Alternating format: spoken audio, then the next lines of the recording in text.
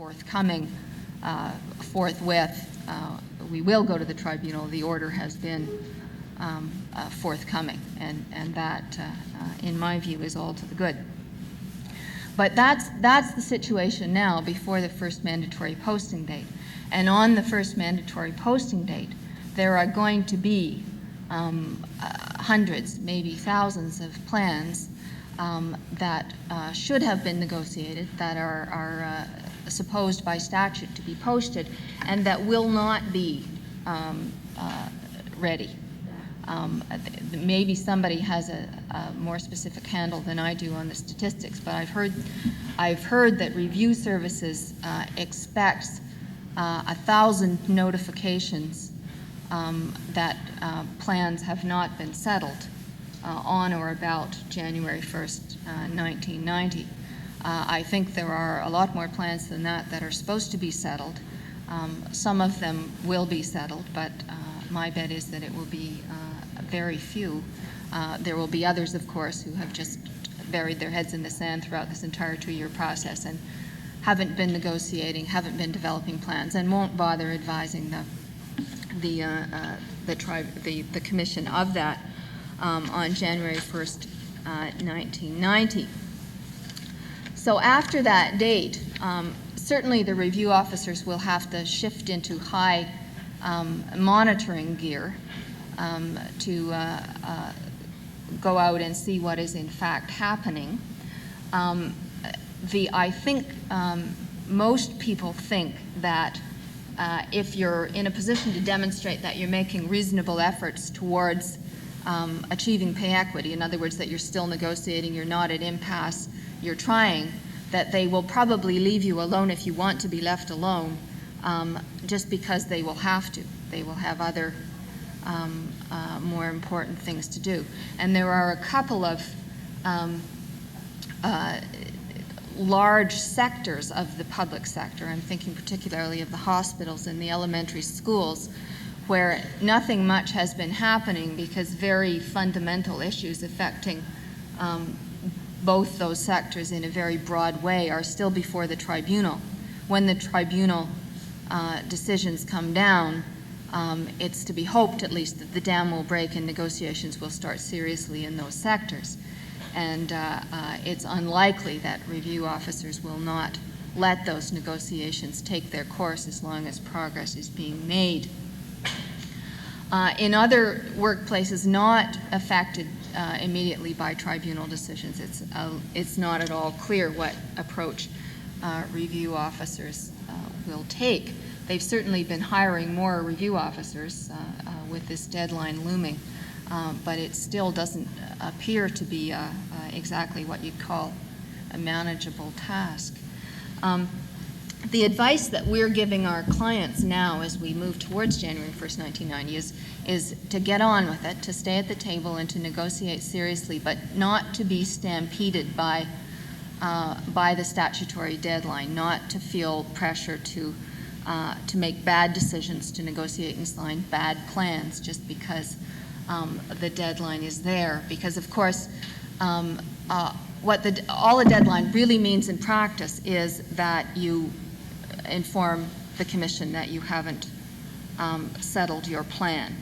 And you're in full compliance with the statute if you have been negotiating in good faith, you haven't reached a settlement, and you notify the commission of that fact. So you're not going to go to jail if you don't have a pay equity plan, and there is absolutely no reason why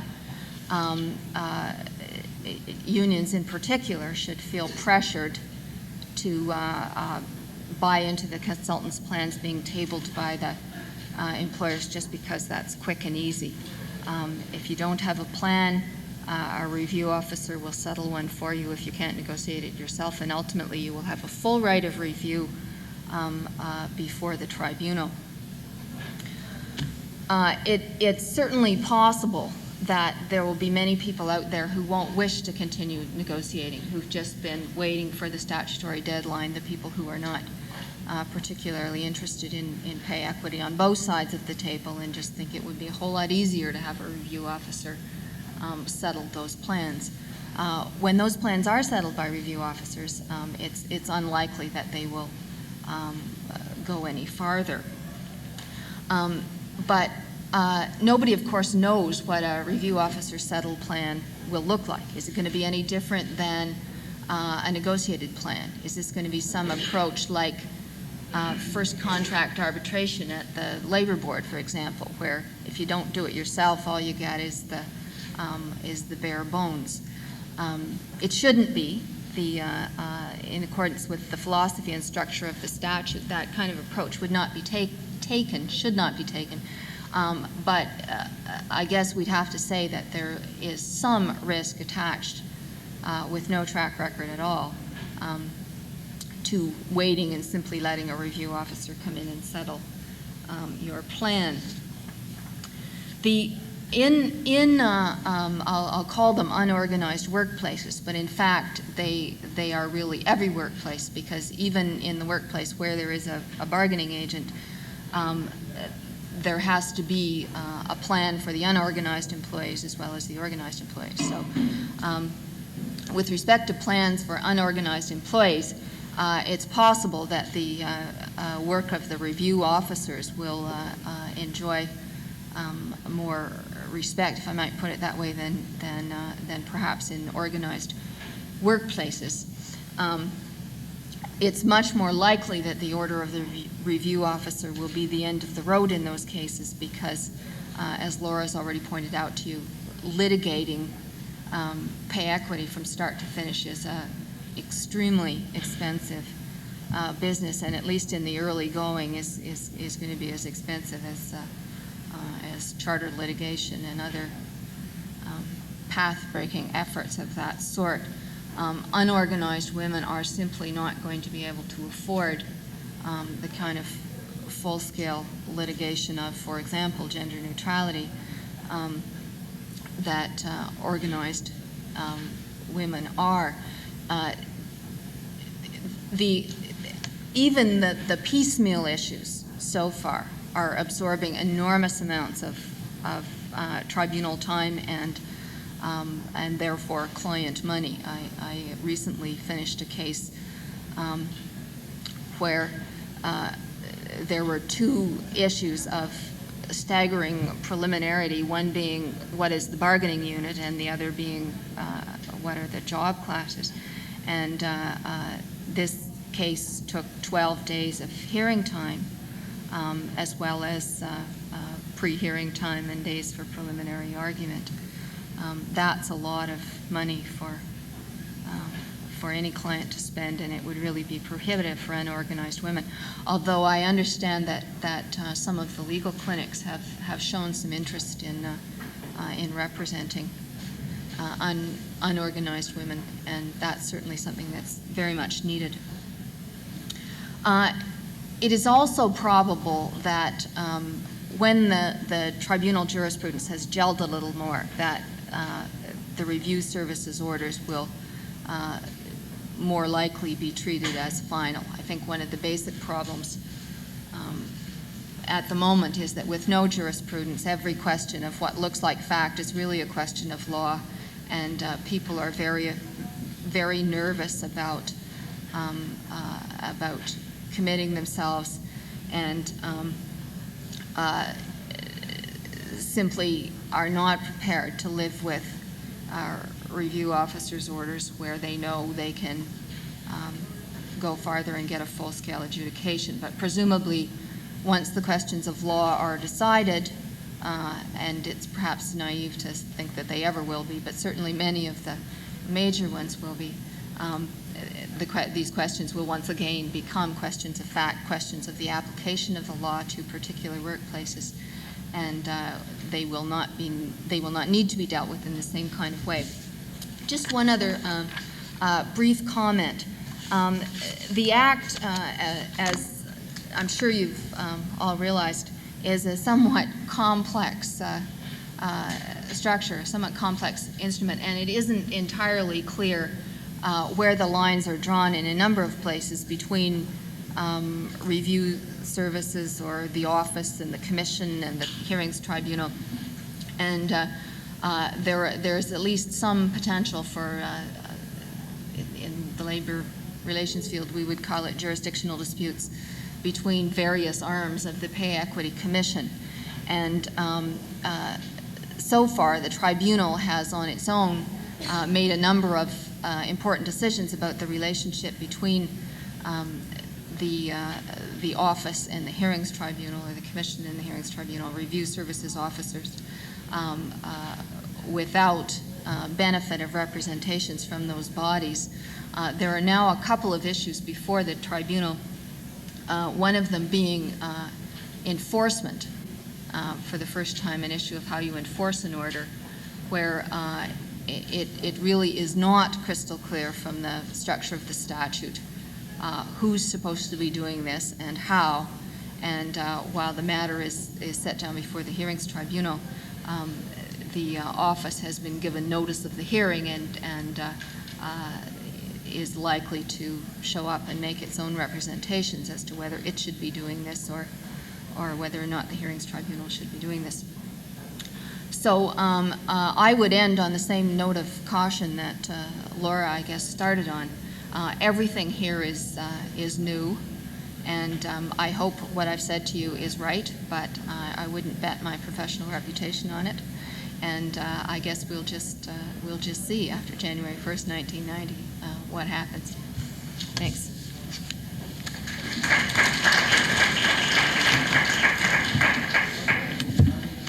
Thank you very much, Elizabeth and Nancy.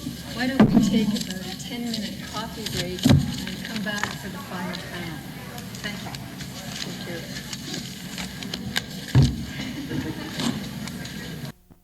Who is counsel at the law firm of Strickler Brisbane, will moderate the session. Lynn practices labor law on behalf of management, and she has a long history with the pay equity issue, including working on Rosie Abella's task force on employment equity. And she has continued that abiding interest in employment equity and in pay equity, and now has a large portion of her practice devoted to this issue. Thank you, Beth. We are running a little late, so we're going to try to keep this brief. We know it's been a long day for you. What I'm going to do is I'm going to have extremely brief introductions of each of the panelists, and I hope they'll all bear with me. On my far right here, on your left, is John Murray. He's with the firm of Genet, Murray, de Brise. You're very kind of put Lame and Murray. Has it changed? And John practices labor law and general litigation, but his firm certainly specializes, as many of you will know, in labor and administrative law, as well as civil litigation. To my immediate right, I have Irene Harris, who is with CUPE, Canadian Union of Public Employees, and she is their equal opportunities representative and specializes in pay equity. I think that's far too brief. I also know that Irene and I go back a long way, from years back on the Mayor's Task Force on Contract Compliance, which is another important employment equity initiative that's been undertaken by the City of Toronto. Immediately to my left, you already know who's here, Elizabeth Lennon, but as you know, she's with a partner in the firm of Cavalluzzo, Hayes and Lennon, and represents unions and trade unions and professional associations for their labor and employment relations matters. And on my far left, we have Paul Scott. He is the Director of Equal Employment Opportunity for the Municipality of Metropolitan Toronto. And this is a rather enormous responsibility in my view, because he's responsible for the municipality's entire Equal Opportunities program and its pay initiatives and its internal human rights program, so that he has got an extensive working experience as well as a strong, what shall I say, theoretical background in this area. What we're going to do today is we're going to start with Paul and Irene to give you some perspective from those who are not lawyers on what the process is about. And rather than dictating what they're going to say, I'm just going to ask them to start, and our other panelists may ask the questions as go along. Irene? Thank you. Thanks, Lynn. I just want to start off by mentioning that in CUPE we have 1,400 bargaining units in Ontario, so we have been facing a huge task over the last 2 years. We have a number of very small locals that have about 50 members and can go up to some of the larger locals that have about 10,000 members. So you can see that we've got quite a range. What we have seen the Act as an opportunity to close the wage gap for women, and welcomed the opportunity to have a case where the employers were finally required to bargain pay equity plans. We tried to do it in regular bargaining for a number of years, and it was a very long, slow process. So while the job was huge and one that we knew was going to take a lot of work, we've seen it as something that's been a very positive opportunity. I was trying to think of one case study to try to pull together for you, and what I've come up with is kind of, I think, a snapshot of all of our locals and the kinds of things they face at the bargaining tables and the kinds of questions they've had to ask themselves as they plow through the Pay Equity Act in the way that you've plowed through it today. And when you talk to a local bargaining team and they try to get a handle on all of the issues of the Act, there's a lot of questions that they've had, and I think there's some of the common questions that I wanted to share with you. One of the first things, I think these are some of the questions you might get as lawyers called on by local unions or possibly employers.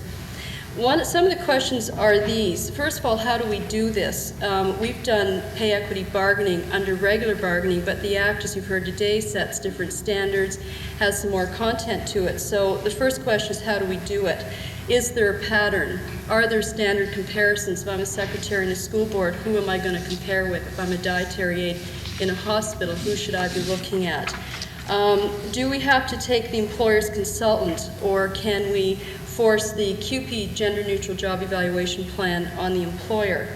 How do pay equity plans differ from job evaluation plans? I think a lot of consultants have gone into employers and said, no problem, just bring in a full-scale job evaluation plan, it's the same thing, and post that up on the wall. And our locals have seen it as something different, but wanted to articulate what the difference was. In answer to some of those questions, the advice that we've given to our locals, we've said there are some general points to consider for bargaining. One is that there's no set way to do it. There isn't a pat answer to who are dietary aides in hospitals going to compare to, or who are secretaries in municipalities going to compare to. Each local can do it differently. You've got to look at the size of the job you've got to do. How many job classes do you have? How many are female-dominated? You have lots of male-dominated classes to compare with. Another major point is to keep your eye on the goal. The purpose of the Pay Equity Act has always got to be something that you go back to. The intent of the Act is to close the wage gap for women. It's not concerned per se with internal relativities between all jobs. We know that pay equity is going to disrupt current hierarchies, as you'll hear consultants often talk about different hierarchies of jobs and maintaining internal relativities. And what we've said is that pay equity is addressing the fact that some women have been in the wrong part of the hierarchy and need to move up in many cases. The other point is, in keeping your eye on the goal, remember that you're not trying to fix every compensation practice problem that you've ever had. There are certain issues that we still have to deal with in regular bargaining. Pay equity is not meant to fix all issues, and you've really got to keep your eye on zeroing in on those women with the wage gap and how to close it. We've also suggested that they keep an eye and consider the impact on regular bargaining. There are going to be some disruptions, some things that are going to affect regular bargaining down the road. You've heard some of that today, especially under the discussion of job classes, where, for example, you might end up with lots of different classifications, where before you might have only had a few. The other is the maintenance of pay equity. There's Section 7 that you've touched on today. And we've suggested that our locals start to think now, while they're in pay equity bargaining, about how they're going to maintain it, meet the Act standards. And the last general point, which I think has been a key one for our locals, is to remember that this is a negotiated process. I think that's been stressed today as well, but it was something that initially, when we came to the table with employers, a lot of employers would come in and say, well, I've hired this consultant, I paid $20,000, so I'm sure you're going to love and make sure that you like this job evaluation plan and agree to apply it. With that kind of situation, I'd like to move into this point about being a negotiated process. We know that this has been a new type of bargaining for local unions and for employers. And one thing we found was that with so many employers immediately going out and hiring consultants and ignoring Section 14 that required the whole process to be negotiated. We've had to really start to clear up with employers, and I guess I'm looking back over the last 2 years because most of our plans are now coming to a conclusion. But what we had to clear up with employers is what exactly has to be bargained. So the employer would come in saying, we want to do internal relativity, look at all compensation practices, bring in a full-scale job evaluation plans, and we came in with, we want to do what's best for women and get the most money for women that we can out of the Act. Based on that, we started to realize that it was easier to deal with employers if we made clear what it was we're bargaining, and started by developing what we called a terms of reference, really laying out the ground rules. The kinds of things that we have included in the terms of reference are basically, first of all, that you would have a joint process. And that's just really pointing out to employers that Section 14 requires it be negotiated with two teams, one from the employer side, one from the union side. We then had suggested that we break out the process into two parts. One part deals with everything that has to be negotiated in the pay equity plan, and that bargaining teams should be struck to deal with those very basic issues. Who is the employer? What are the job classes? What is the system of comparison? How are you going to apply them? Are you going to use questionnaires? Are you going to use job descriptions? Which system are you going to use? The results of the comparisons and the pay adjustments. That all of those issues would be dealt with by the bargaining teams in what I call a bargaining mode. It's not a joint little exercise you're doing together. There are some tough issues and questions in there. Then, once the system of comparison and the job classes have been decided, we then recommend that you might have a joint rating committee, where the employer and the union each pick so many representatives as a joint committee that goes off and does an evaluation of the jobs, looks at the jobs in terms of the skill, effort, responsibility, working conditions, come up with point total ratings if you're using a point system, and then basically hand those points back to the bargaining team, who then says, looking at the male and female dominated jobs, how they rated under the system of comparison, then you get into who compares with who. And now in a lot of our plans, we're getting into issues about pay adjustments and how much different female job classes will be getting. Basically what we found was that once we got into that kind of terms of reference where we actually spelled out all of those steps, you could then clear up a lot easier with the employer what it was they weren't understanding under the Act and what had to be negotiated. And I guess it was really a form of us enforcing our rights under the Act, our right to have a say on the system of comparison, how it was applied. I think it was also useful with local unions to say, these are the steps that as a union we should take in order to meet compliance. And I think that kind of model has been helpful in making everyone clear. When we have not been able to get employers to move on these points, or there's been a dispute about the choice of the system of comparison, or whether you do job classes first or after the system has been applied, we've been not hesitating at all to call in review officers. I think most of ours are the part of that 80% that they mention, where most has been done through mediation. We've been able to settle most of our problems by bringing review officers in, except in some fairly thorny issues, and one of those being the definition of employer, which you've heard all about.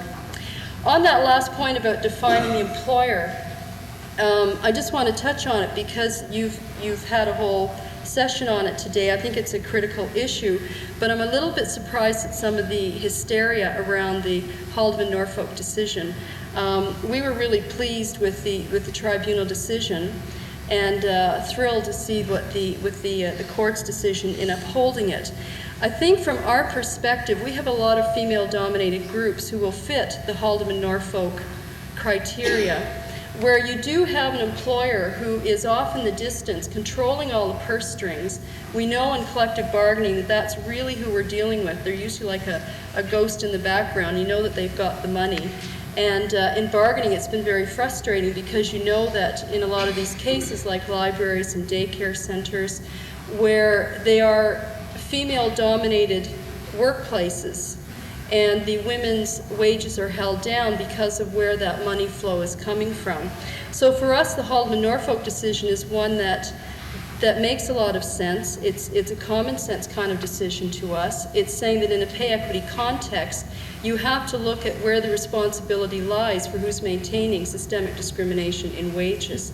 So to that degree, it's our sense that in most cases, the definition of employer is fairly clear, but in these kinds of situations where there is someone else who's controlling the purse strings, that it makes sense that the employer, for pay equity purposes, be identified in a way that's going to ensure that pay equity is achieved. I think that decision is a just one and will go a long way towards dealing with a lot of systemic discrimination in wages that we have, especially in the public sector. So with that, I'll stop. Well, thank you, Irene. I'd actually like to ask you a question at this point, which is, you talked about a process which, those of you who are following, involves a high degree of participation by both management and union representatives.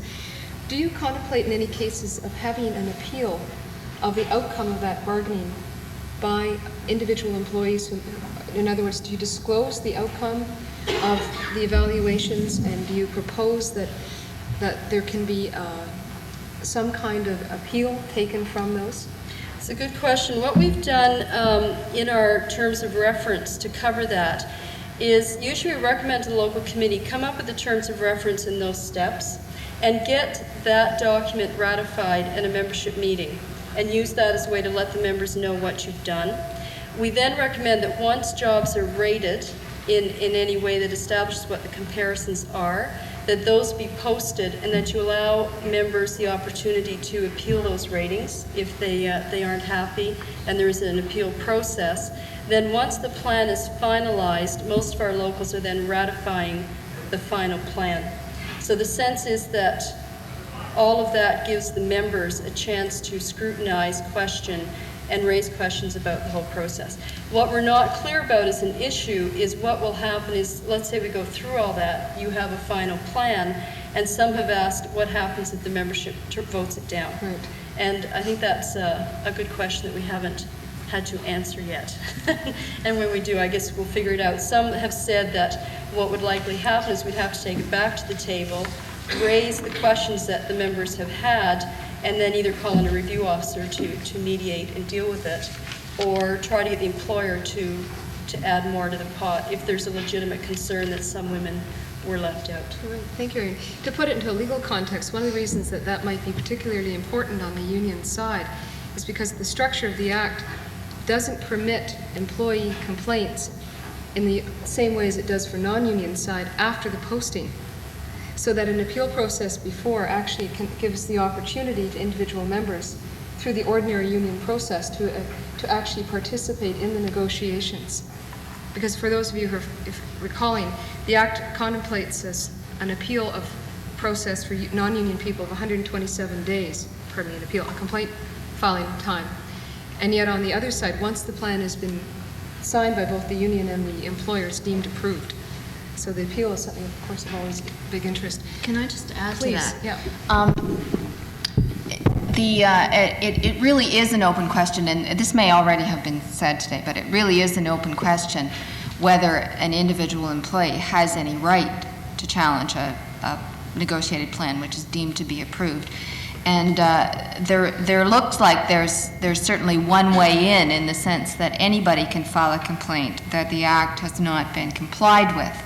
And a plan which was really outrageously astray would probably not comply with the Act in important ways. But it strikes me, listening to Irene, that the process that her union is going through in terms of internal appeals and ratification is likely to be something that the tribunal would take into account in dealing with any kind of complaint that the Act had not been complied with.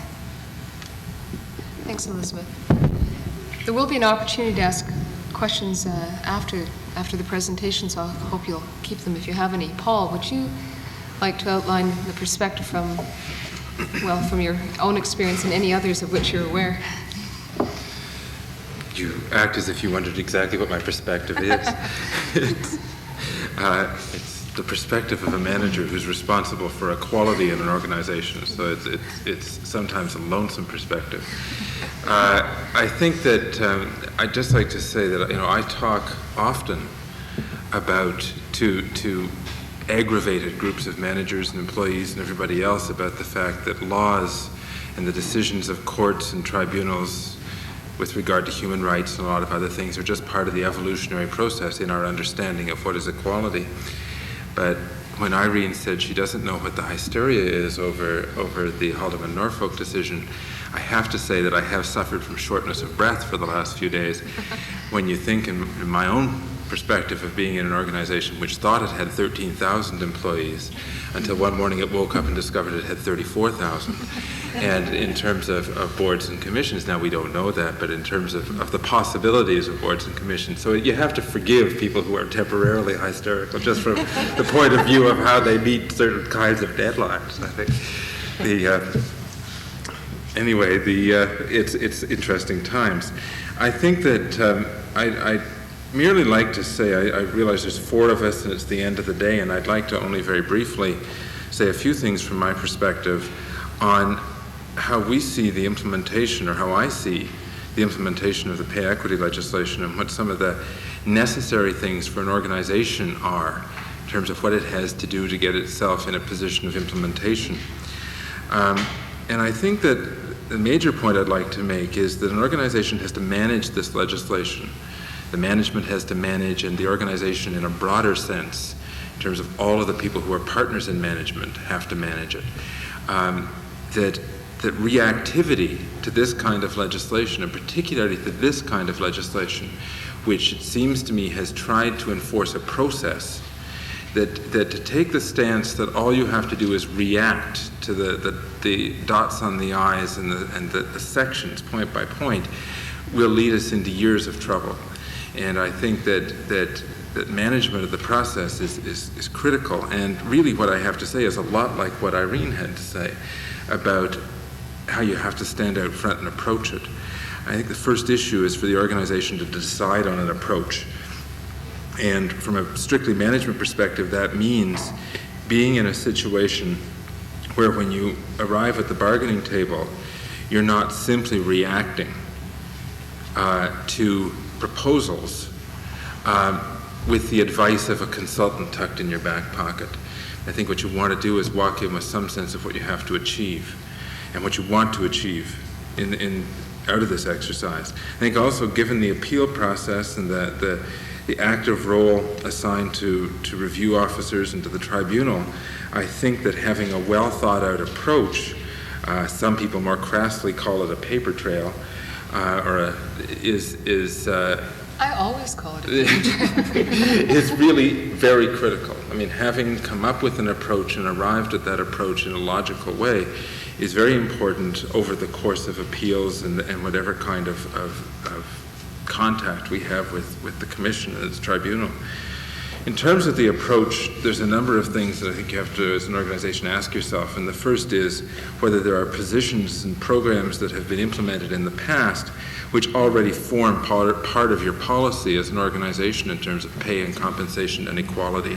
And I think in terms of my own organization, one of the first things we thought about was the fact that we had made a position, tabled a position with the panel that went around the province talking about the development of pay equity legislation.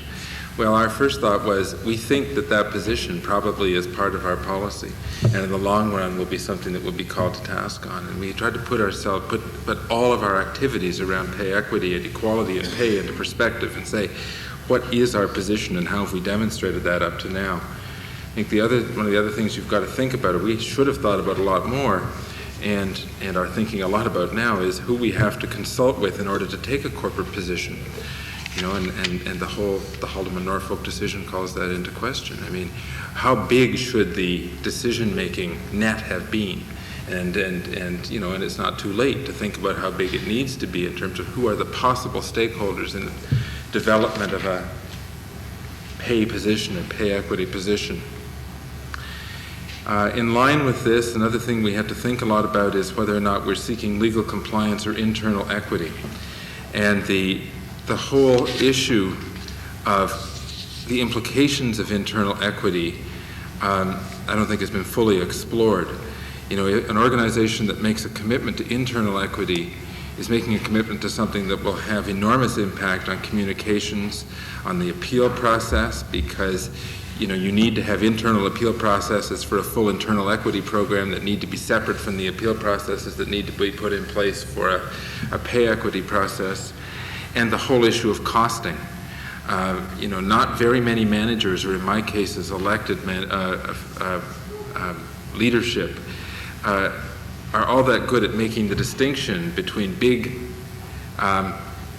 price tags for internal equity and the other price tags that are involved in pay equity, and it's all one. And I think that when you go into internal equity, if that's the commitment that you feel as an organization, it's the right time to make at the time of pay equity compliance, how we make the distinctions one from the other, and which evils and ills are the result of which process is an important communication piece.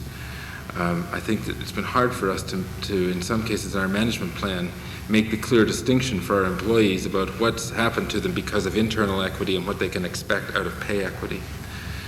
Another question that you're probably very interested in is who's going to do the work, and i.e. our paid lawyers, paid consultants, or the people inside the organization.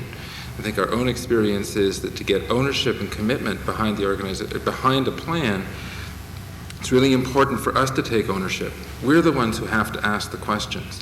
We're the ones that should go to the Pay Equity Commission and ask the questions. And we should be asking the questions of those people who work for us, like consultants and lawyers, after we've formulated them. It's our job to understand the legislation. And I think somebody this afternoon talked about those employers who go out looking for guarantees around gender neutrality. Well, that's a silly, silly mistake. I mean, we as an organization have long ago decided that we have to develop our own measures of what is gender neutrality. And when anybody does work for us, it's our job to determine whether they're doing gender neutral work. In line with our philosophy toward equality. Another question I think you have to ask in advance in terms of formulating your position is what other historical problems can you sort out through the pay equity process? And I want to say very quickly that what I mean by this is not what I've heard some management representatives say, which is that they want to deal with bargained inequities through the equity process. What I'm saying is that in the course of the development of compensation practice in any organization, the historical development of compensation practice, a number of funny blips develop.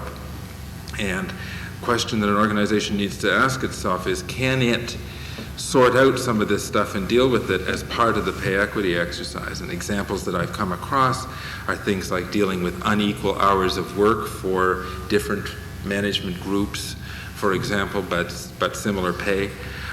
Issues of part-time workers who have no benefits through some casual workers who have no benefits, and a number of other things that this is an opportunity to address and fix. I think once you've got your position, and there's a lot of, I just want to say one other thing. I think that the other thing that an organization has to do is develop its own standard of integrity for plan development. I mean, I think that we're the ones that are responsible. Ultimately, we'll be called to account, and so that we have to decide what's going to be good enough for us, and defend that to the commission. And some of that can be done by watching the decisions of the tribunals, but I think some of it has to be done quite independently.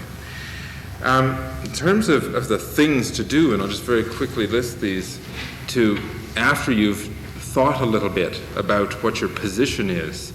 I mean, our own experience, and my experience from talking to a lot of the municipal and public sector employers, some of whom will be ready and some of whom won't be ready for their posting, is that a number are now saying that there's a number of things they wish they'd done. They wish they had involved all parties from the beginning, so they hadn't got into that thing Irene just talked about, where, you know, there'd been months and months of work with a consultant to then sort of hand the product to the union and be surprised that they're annoyed.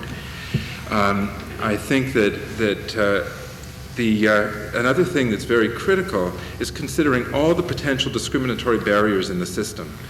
I think that the legislation doesn't tell us everything that is potentially discriminatory in compensation.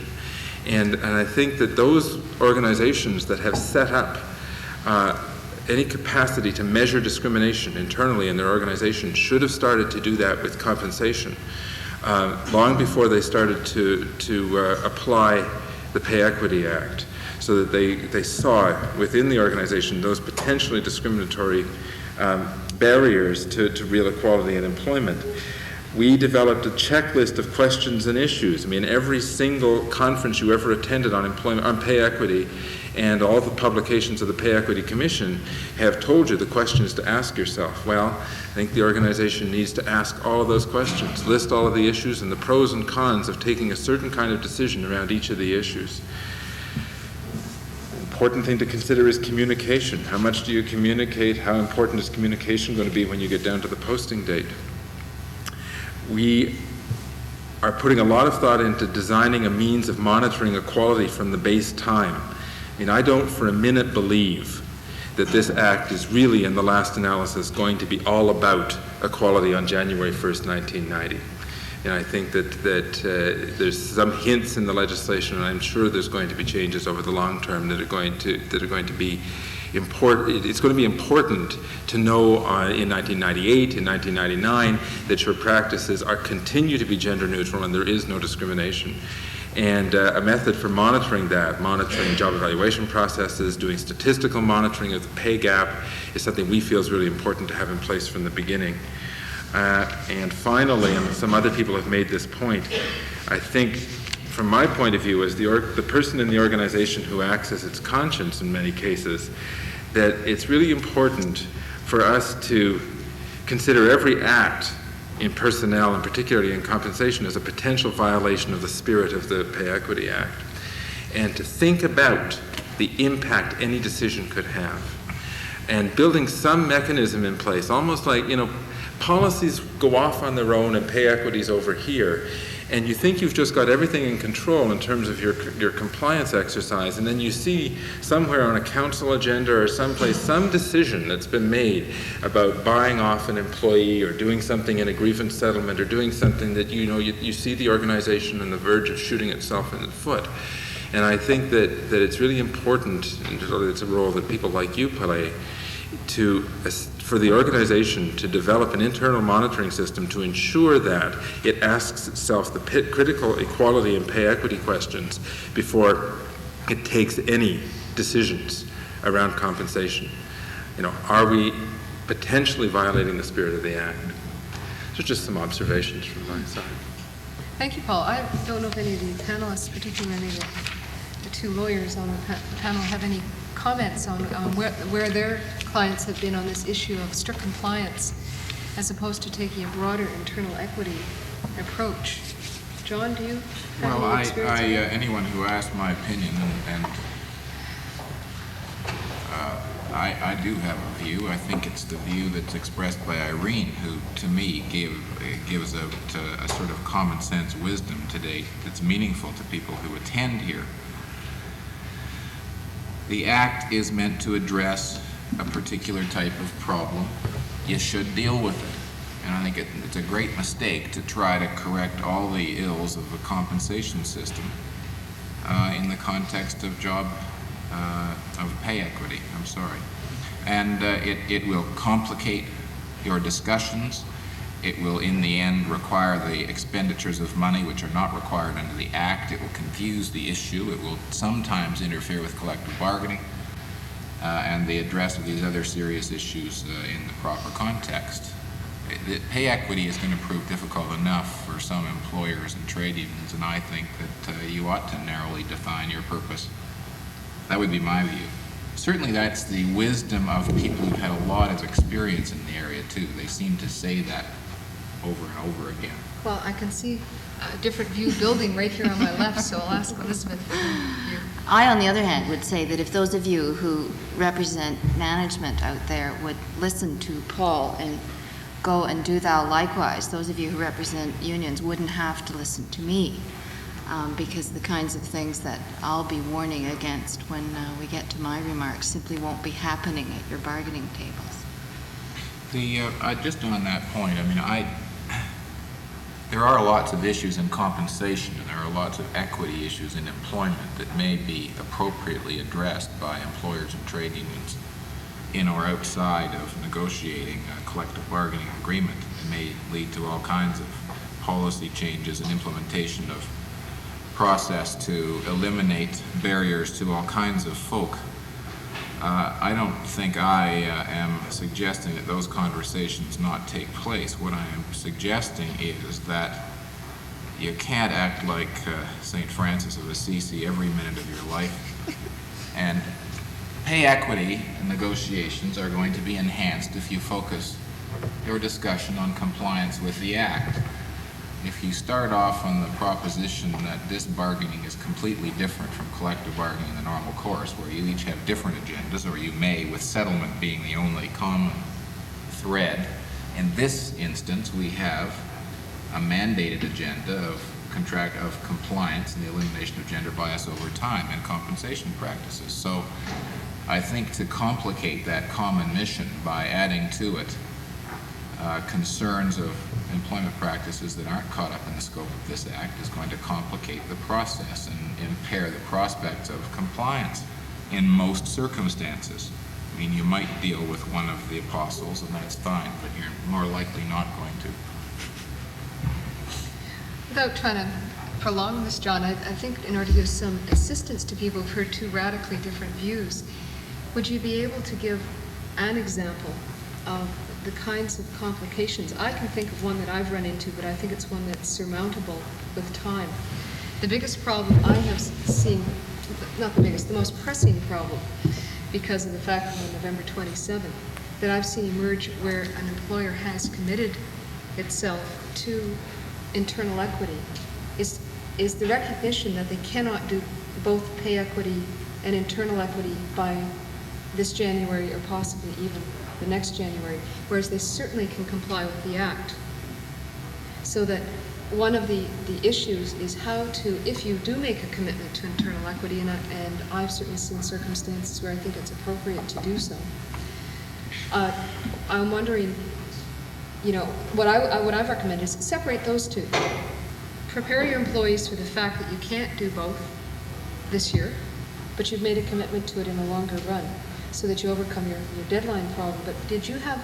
Well, then you're agreeing with me entirely. Exactly, I'm the not disagreeing with you at all. Yeah. But what I'm saying is, have you got any other examples of the kinds of problems that might emerge if you were to combine? Well, I suppose there are all kind. I mean, there are female job classes where no adjustment is triggered in circumstances where there may be all kinds of market inequities that are visible to persons who are looking at it. The kinds of things that the policy folks at the Pay Equity Commission are developing now and have proposed with respect to the redress of compensation practices in areas where there are no male job comparators, all those kinds of things can be addressed. I think it makes sense to deal with none of them because there will be no agreed upon consensus in most cases, and even though pay equity may have implicit in it a kind of internal equity as being a logical end product, because you end up creating inequity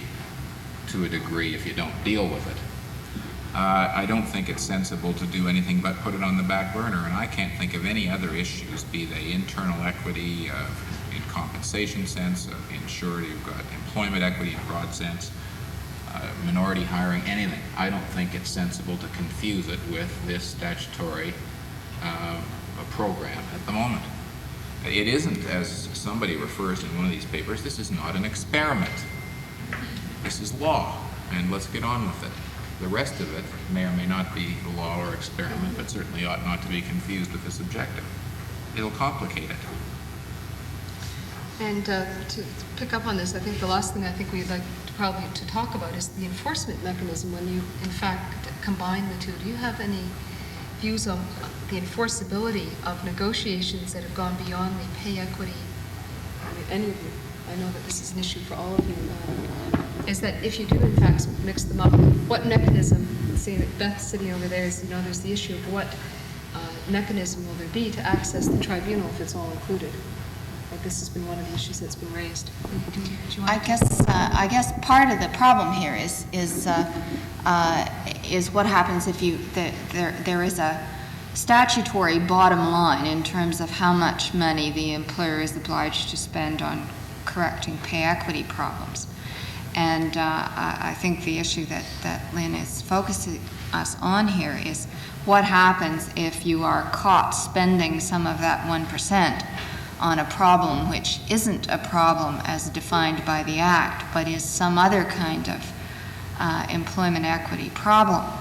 And in terms of how one would attack that issue, if one wanted to attack that issue, I suppose it raises the same problem we flagged a moment ago, the problem of how to challenge or a negotiated plan if a plan which is deemed to be approved is challengeable under the Act.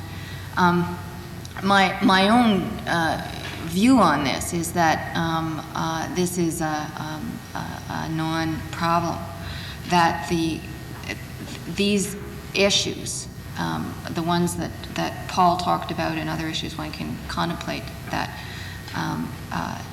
can't be quite so neatly packaged as this is an employment equity issue and this is a pay equity issue. And in view of the fact that the Act doesn't oblige you, for example, to make your pay equity comparisons using a job evaluation plan of any kind, but leaves the possibility open that you might take some other route to doing that. I think that it will be extremely difficult to, when your plan is negotiated, identify that you've spent some money on something which was not a problem contemplated by the statute. I actually think, I'm not a big fan of this statute. I think it's actually extremely difficult in many ways to figure out how this statute actually attacks the pay equity problem. And one of my biggest fears is that it would be entirely possible to comply with this Act. That's one of the things that worries me about what Lynn and John said. It's entirely possible to comply with the Act without making any dent at all on the wage gap, which the Act was designed to redress. I think there's a big gap between its statements of purpose and its preamble and some of the mechanisms that it's built on. Lynn, I just, Well, John, I was going to suggest you go into your... well, I don't know what, that may or may not be true. I mean, my clients, to the extent that I've been involved in pay equity matters, all are prepared to pay.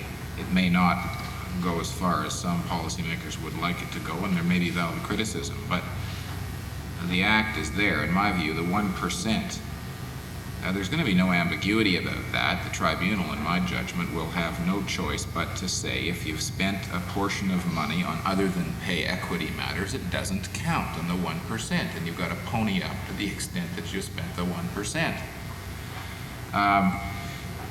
I also, and you haven't invited me to do this, but when we prepared this case, it struck me that listening to Irene then and today, I didn't want to go without commenting on what I think is the common sense approach of expressed by her. Most of us are not going to be, if we're advising clients, to the extent that we're lawyers, we're not going to be advising the biggest employers always, who have these huge $90 million issues about whether it's Haldeman and Norfolk is the employer of police and nurses and all the rest of it. That's not for most of us. So there's a practical problem of what do you do about pay equity, and how do you deal with the trade union, and how should you deal with the trade union? And there will not be legal issues about who the employer is or whether there's a comparator in or out of the bargaining unit.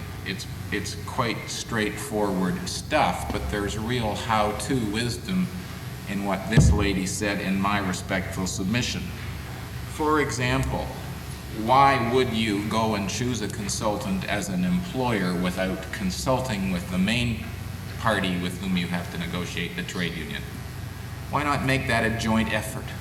Why not agree to mutually interview consultants, make them make submissions to a joint committee, set out the terms of reference, talk about the QP plan, don't be afraid of it, because your consultant, if he's any good, will whisper to you that that plan's as good as his anyway. And let's not bring a whole bunch of lawyer-driven suspicion to the bargaining table about how the trade union's going to try to take advantage of you. They may not be, but they will be more inclined to have their own suspicions if you shut them out. So involve them in that. Involve the employees in job evaluation, in gathering information if you're going to go the job evaluation route. Don't try to predetermine these things. All of that makes great sense. All the concerns that people have about evaluation of work, i.e.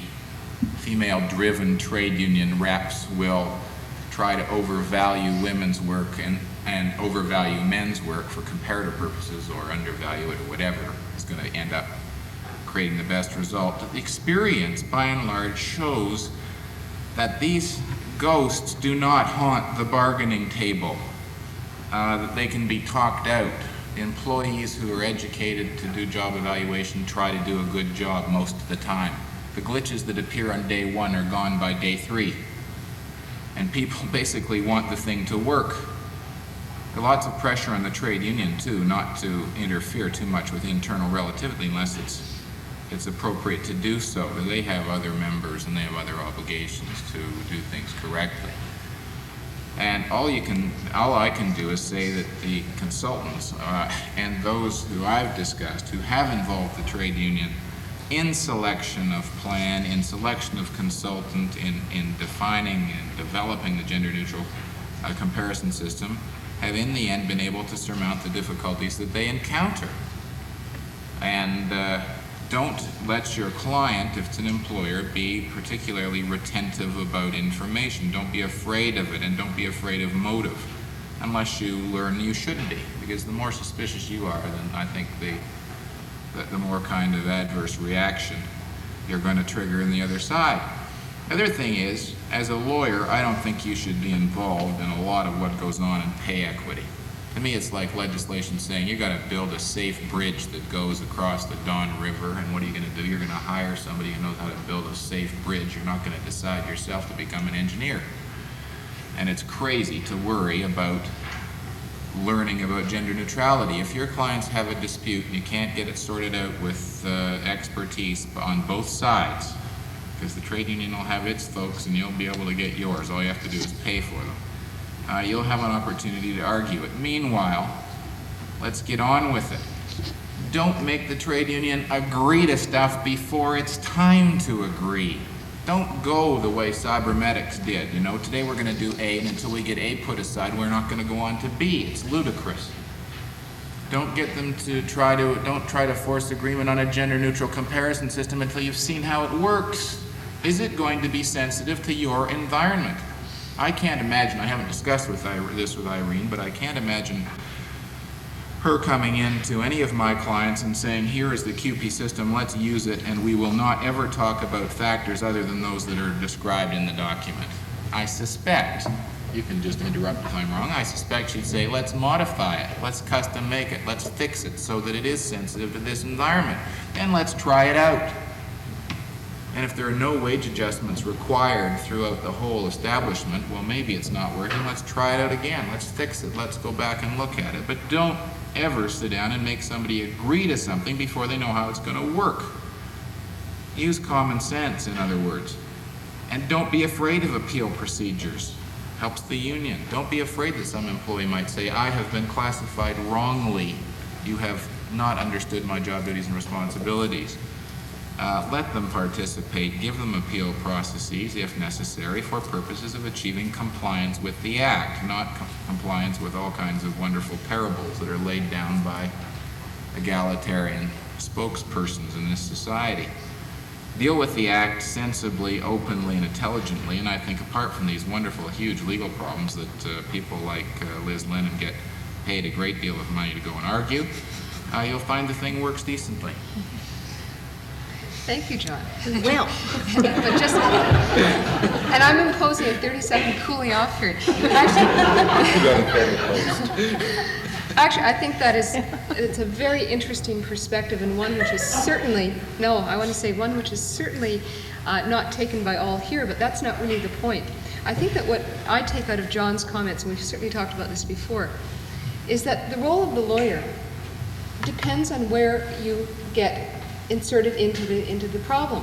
Because if you come along at the point of collective bargaining, I think what John is saying is entirely true. And when I think where I've been asked to intervene in the process, I've also made it totally clear about whether or not I've got that expertise.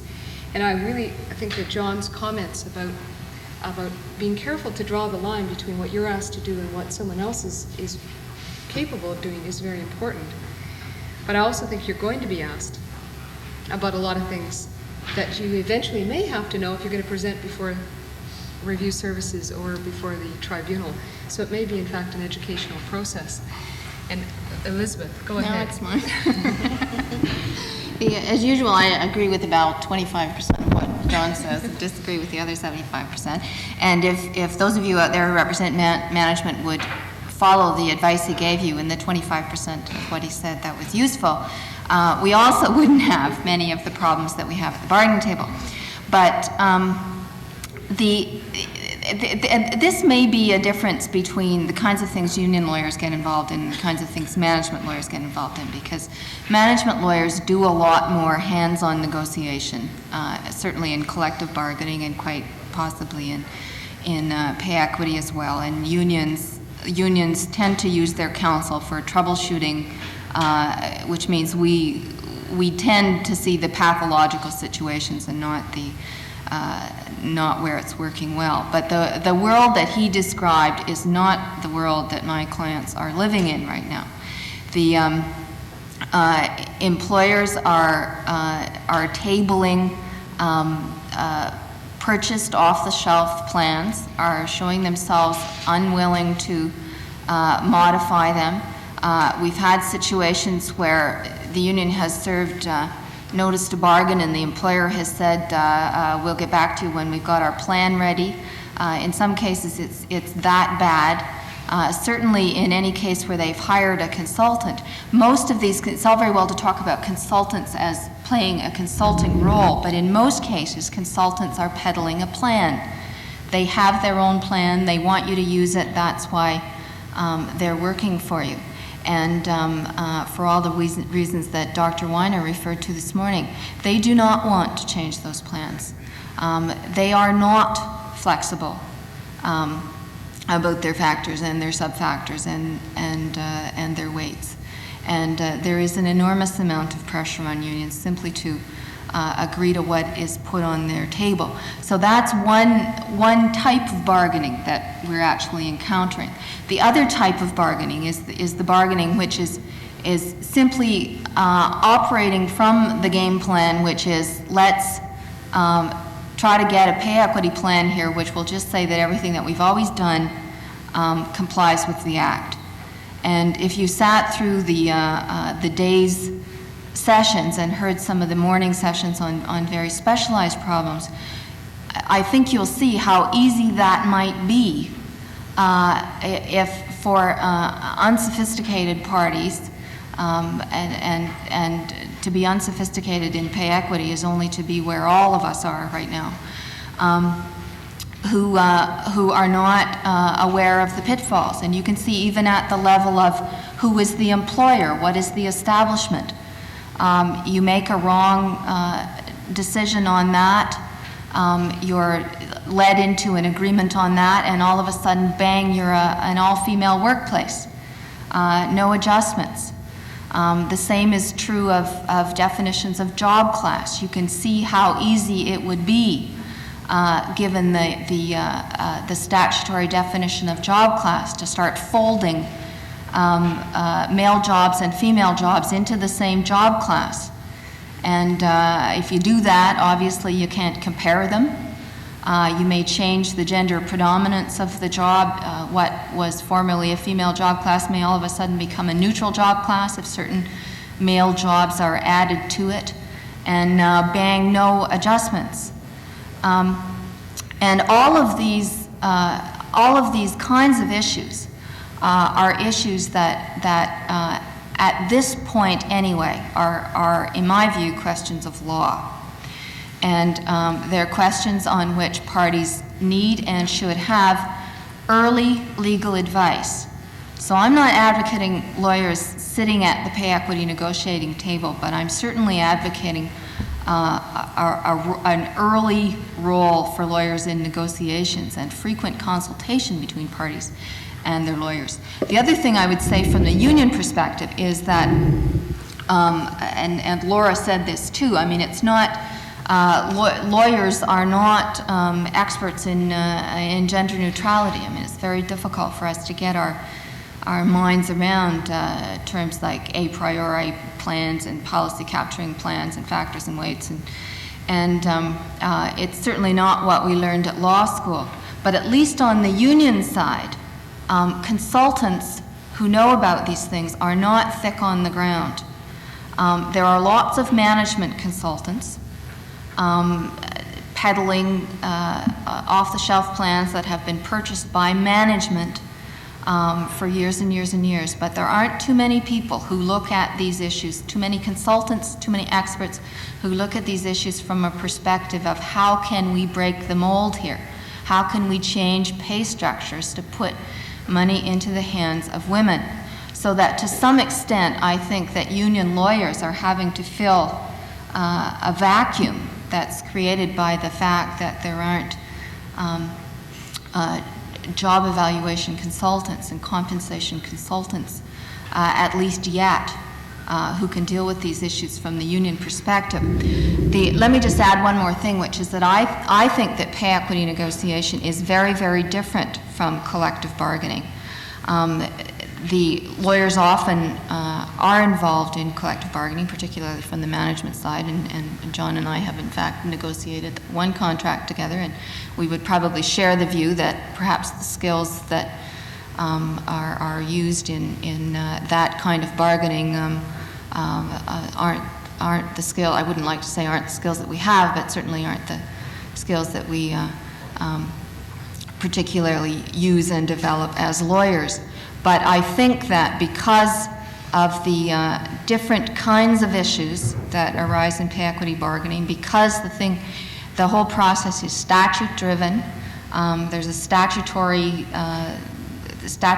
goal, statutory timetables, a statutory definition of the process, and at the end of it all, a review officer or a hearing tribunal who is going to settle the plan, at least in some sense, against the background of those statutory standards, that, as I said earlier, a lot of things that look like questions of fact are in fact questions of law, where legal advice is valuable and necessary. Thank you, Elizabeth. We are at the end of the day, but if there are any questions, there are certain questions that I've posed to the panelists which we could address, but are there any questions from those of you who are here today, which don't have to be confined to the presentations today, because I think these panelists are more than able to address others.